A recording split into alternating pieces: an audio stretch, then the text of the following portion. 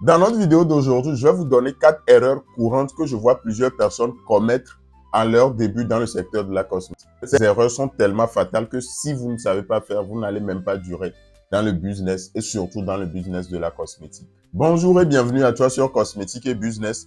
Sur cette chaîne, nous parlons de la cosmétique et du business. Pour toutes les personnes qui désirent se lancer dans le secteur de la cosmétique, nous proposons des formations de très bonne qualité en ligne. Donc, peu importe votre situation géographique, vous pouvez suivre la formation sans aucun problème. Alors, sans plus tarder, rentrons dans le vif du sujet. La première erreur que je vois plusieurs personnes commettre à leur début, c'est de faire un prêt pour se lancer dans le secteur de la cosmétique. C'est une très grave erreur que vous commettez si vous décidez de faire un prêt pour commencer le business. Parce que tout d'abord, vous ne savez pas comment va se passer le business. Vous n'avez pas encore fait vos preuves chez les clients. Vous n'avez même pas encore une base solide de clientèle. Donc, s'il vous plaît, ne faites jamais un prêt pour vous lancer, que ce soit dans le secteur de la cosmétique ou dans un autre business. Sinon, vous risquez franchement de le regretter amèrement. La deuxième erreur, c'est de vouloir ouvrir une grande boutique à vos débuts, surtout dans le secteur de la cosmétique. L'autre fois, j'étais en coaching avec une dame qui m'a dit qu'elle a 5 millions, qu'elle veut ouvrir, qu'elle veut se lancer dans le secteur de la cosmétique. Je lui ai dit, il n'y a pas de souci, on a discuté. Elle me fait savoir qu'elle a trouvé une boutique au bord d'une voie très utilisée.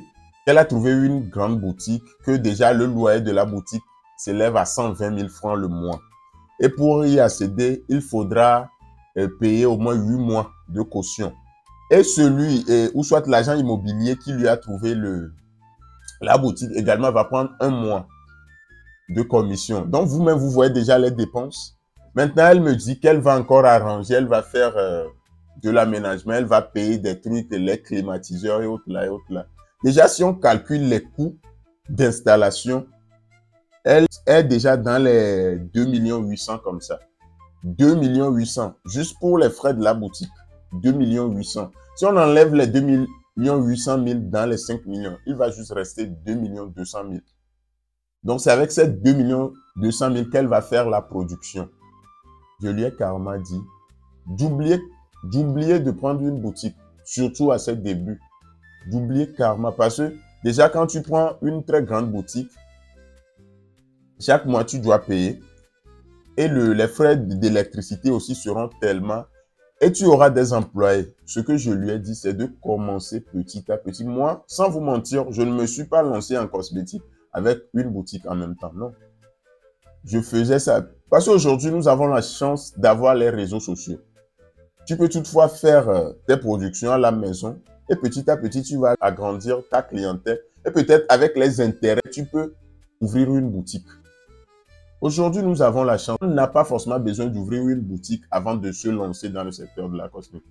J'ai échangé longuement avec elle et finalement, elle a décidé de ne pas ouvrir une boutique, de plutôt commencer à la maison. Et petit à petit, elle m'a dit, si tout se passe bien dans 6 mois, elle pourra ouvrir la boutique. Et je lui ai dit, il n'y a pas de souci.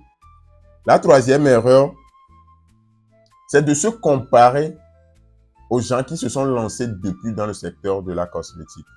Par exemple, moi, je suis dans le secteur de la cosmétique, cela fait à peu près 7 ans. Et toi qui, peut-être aujourd'hui, tu as suivi une formation avec moi, tu vas vouloir te comparer à moi, jamais ça. Ne vous comparez pas aux gens qui sont depuis dans le secteur de la cosmétique. Parce que moi, aujourd'hui, j'ai plusieurs fournisseurs. Il y a des fournisseurs, à cause de ma fidélité, me font des prix très bas. Ce qui peut faire que moi, je peux vendre mes savons un peu moins cher. Mais toi qui commences, si tu n'as pas la chance d'avoir des fournisseurs qui te connaissent, qui savent que tu paies énormément, tu vas payer des intrants tout d'abord à des prix vraiment exorbitants. Et tu vas vouloir vendre comme moi je vends. Et tu vas vendre à perte. Donc ne vous comparez jamais à quelqu'un qui est dans le secteur depuis fort longtemps. Vous pouvez voir ses débuts, comment la personne a commencé. Et peut-être vous allez vous inspirer. Pas forcément copier la personne, mais bon, vous inspirer de la personne. Et la quatrième et dernière erreur, c'est de comparer ses prix au prix des concurrents. Comme je viens de le dire, chacun a ses fournisseurs d'intrants cosmétiques.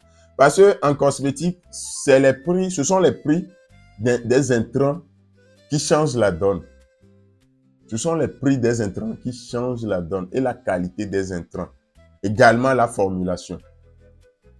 Parce que quelqu'un peut suivre une formation quelque part, peut-être chez eux, c'est juste la saponification et juste ajouter quelques ingrédients éclaircissants. Donc pour eux, c'est déjà un produit, un mélange de savon. Or, chez nous, par exemple, il y a des détails très importants à suivre. Donc si toi, tu te lances et tu veux te comparer à quelqu'un peut-être qui a des formulations pas trop catholiques ou pas trop bonnes, tu vas vouloir voir ses prix. Par exemple, si la personne vend le savon à 3 000, toi qui as dépensé peut-être 5 000 pour faire ton savon, tu vas vouloir vendre également à 3 000 et tu vas vendre à perte. Donc, ne comparez jamais vos prix, surtout dans le secteur de la cosmétique. Surtout dans le secteur de la cosmétique, parce que chaque personne a sa formulation. Chaque personne a sa valeur ajoutée. Moi, je peux suivre une formation, mais bon, lors des réalisations, je peux juste ajuster un peu les quantités. Ce qui fait que tu peux accompagner ou soit tu peux former deux personnes, mais en fin de compte, les deux n'auront pas le même produit fini. Donc, ne comparez jamais vos prix au prix des... Parce que c'est vous-même qui savez combien vous avez dépensé pour réaliser votre produit. Donc, si vous comparez vos prix, franchement, vous allez peut-être penser que vous vendez trop cher, ou soit vous vendez moins cher. Fixe tes prix. Les prix que tu pourras fixer et gagner un peu, fixe-les. Ne compare jamais tes prix au prix des concurrents. Donc, voici en quelque sorte les 4 erreurs que je vois plusieurs personnes commettre dans le secteur de la cosmétique. Et toi, quelle est l'erreur qui t'a coûté cher? Je t'invite à me laisser ça en commentaire. Merci et à la prochaine.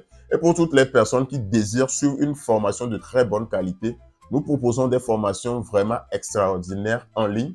Donc, peu importe votre situation géographique, vous pouvez suivre la formation sans aucun problème. Merci et à la prochaine.